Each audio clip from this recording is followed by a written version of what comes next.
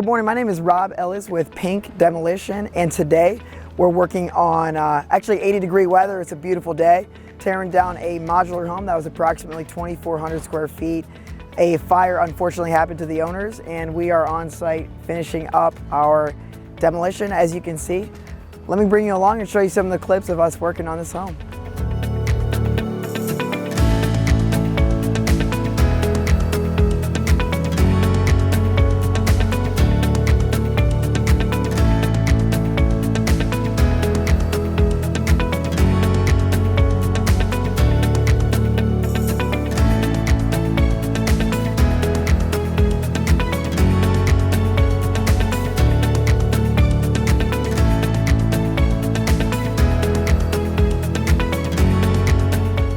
As you can see, we have a lot of work still cut out for us. We still got to backfill it, seed and straw, but hopefully this 2-day turned out really well for the owners, and they're going to be ready to rebuild their home here in a few months.